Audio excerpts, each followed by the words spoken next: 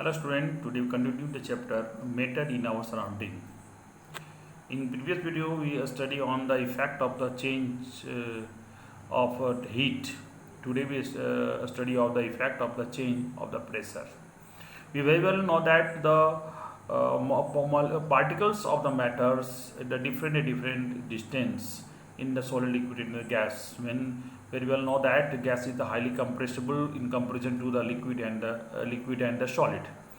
When you applying the pressure, then molecules come to closer, and that in this situation they convert into the liquid or solid. जैसे कि आपके घर में जो आपका LPG जो इस्तेमाल जो करते हैं, उसका भी एक जो है आपका उसको भी कहते हैं लिक्विड पेट्रोलियम गैस, यानी कि वो गैस को ही लिक्विड फॉर्म में कर देते हैं। ठीक है, यानी कहने का मतलब है कि प्रेशर अप्लाई करने से वो लिक्विड फॉर्म में हो जाता है, जिसका इस्तेमाल हम लोग करते हैं घर में। और उसके बाद जो और भी है कि अगर आप CO2 पर जो हमें अप्लाई कर रहे हैं, applying the pressure of the CO2 they convert into directly into solid, वो सॉलिड में कन्वर्ट हो जाता है। यदि दैट्स हम लोग कह सकते हैं कि we the said that the pressure and temperature determine the state of the substance, यानी कि जो कोई प्रेशर और हीट जो है वो किसी भी मैटर का स्टेट को डिटरमाइन करता है। यानी कोई भी मैटर जो है वो हीट पर अगर देंगे, कितना हीट पर वो लिक्विड में रहेगा या गैस में रहेगा, सॉलिड में रहेगा, या प्रेशर में जो है उस प्रेशर पर भी डिपेंड करेगा कि वो सॉलिड में रहेगा कि लिक्विड में गैस रहेगा, ये नहीं कहने मतलब सारा उस पर भी डिपेंड करता है।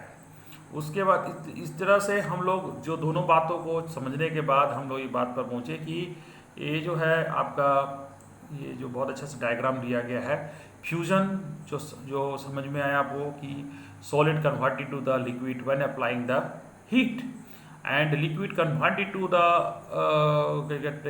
gas when we more applied heat on the liquid, and this situation is reversed by the applying the cooling.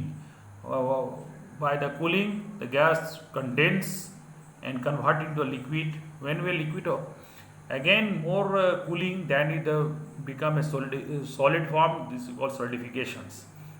But some cases that the solid change into gas and gas change into the solid without changing the liquid. This process is called sublimations, जो पहले ही बता चुके हैं। ठीक है, तो ये हो गया, हमने बताया कि स्टेट जो मैटर और मैटर कैसे एक दूसरे से दूसरे स्टेट में कन्वर्शन होता है। अब एक और भी आता है, हम बात करें एवोपरेशन का। तो एवोपरेशन जो है वो वेपराइजेशन से डिफरेंट है। आप देखेंगे समुद्र का पानी या नदी का पानी जो होता है वो आपका कहने का मतलब है कि वो बॉइलिंग पॉइंट से बिलो में ही क्या करता है कि वो गैस में कन्वर्ट हो, वेपर में कन्वर्ट हो जाता है। तो यानी कहने का मतलब हम इसको कर सकते हैं कि phenomena to change the liquid into the vapour of the any temperature below the boiling point is called vaporisations. यानी किसी भी बिलो बॉइलिंग पॉइंट पर वो कन्वर्ट हो जाता है गैस में, वेपर में, इसी को हम लोग कहते हैं क्या, एवोपरेशन। अब देखिए इसका कुछ ऑपरेशन को है जो कुछ फैक्टर जो इफेक्ट करते हैं, जैसे कि increasing the surface area, when increase the surface area the increase the evaporation rate. जैसे कपड़े आप घर पे सुखाते हैं, उसको फैला देंगे या उसको ज़्यादा स्प्रेड कर देंगे तो जल्दी सूखेगा, कंपेरिजन टू अगर जो स्प्रेड नहीं करेंगे। उसके बाद temperature also affected the rate of the evaporation. When increase the temperature the increase the evaporation rate. जैसे धूप में अगर ज़्यादा आपका हीट है तो वो जल्दी कपड़े सूखेंगे कंपेरिजन टू आपका ठंडे में। उसके बाद ह्यूमिडिटी की बात करें, ह्यूमिडिटी वेरी वेल जानते होंगे कि ह्यूमिडिटी जो percentage of water vapour in the environment is called humidity.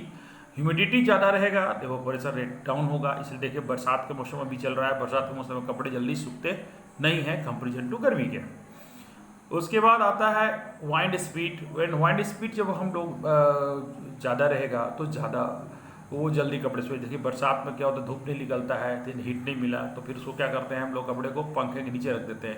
पंखे के नीचे रखने का मेन रीज़न होता है कि जैसे वो रखेंगे वो हवा से वो क्या करेगा कि वो जल्दी वो एवोपरेट हो जाएगा, उसके वाटर जो पानी है कपड़े में, और वो जाएगा। That is the factor affecting the evaporation rate. अब आता है कि how does the cause back, तो कैसे कूलिंग करता है, आखिर वो ठंडा करता है तो कैसे करता है, ये ऑपरेशन कैसे कूलिंग करता है। ऐसे आप देखे होंगे, ऐसे इसलिए कहा जाता है the particles of the absorb energy from the surrounding and regain the energy loss during the operation, this absorption of energy surrounding make the surrounding cool. यानी कहने मतलब जैसे आप देखेंगे कि आपके हाथों पर अगर पेट्रोल गिर जाए या आपका जो नाखून साफ करने के लिए जो थीनर आता है वो गिर जाए तो आपको ठंडा महसूस होता है, क्योंकि वो क्या होता है वो जो लिक्विड फॉर्म में जो है वो converted to gas by the using the our body temperature, body heat का, जिसकी वजह से हमारा हीट डाउन हो जाता है, हम लोगों को ठंडा महसूस होता है। उसी और आधार पर आपका जो कूलर जो है इसी स्थान पर वो काम करता है। एक और बात है, why should we wear the cotton cloth in the summer, क्यों करते हैं, तो कॉटन क्लॉथ जानते हैं, कॉटन का मोर एब्जॉर्प्शन वाटर, जो वाटर जो ज़्यादा एब्जॉर्ब करता है, तो हमारे शरीर में जो पसीने के रूप में जो निकलता है वो भी वाटर उसमें ज़्यादा रहता है, वो हमारा कपड़े क्या एब्जॉर्ब कर लेते हैं। By the evaporation of that water that contained in the sweat, they taking our body temperature, body heat, and show that our body temperature go down and we feel very cool, यानी हम लोग उसको ठंडा महसूस करते हैं। तो इस वजह से क्या होता है कि हम लोग को ये जो है वो ठंडा महसूस होता है। उसके बाद हम लोग होता है कि why we are the droplet, जैसे कि ग्लास के अंदर में एक बर्फ रखा है तो बाहर में देखिएगा कि वो आपके जो पानी के बूंदे आ जाते हैं ड्यू टू द कंडेंसेशन, वो कंडेंसेशन के चलते क्या होता है वाटर जो बाहर में इन्वायरमेंट में जो है क्या उसको कहते हैं ह्यूमिडिटी, उसको क्या करता है कि वो कंडेंस करके वो लिक्विड फॉर्म में फॉर्म कर देता है। तो इस तरह से आपका ये चैप्टर कंप्लीट हुआ। हमारा सारे जितने पार्ट्स में बनाया है इस चैप्टर का सारे को देख लीजिएगा। उसके बावजूद भी अगर कोई दिक्कत हो तो हमें ज़रूर कमेंट्स या कॉल कीजिएगा, ठीक है।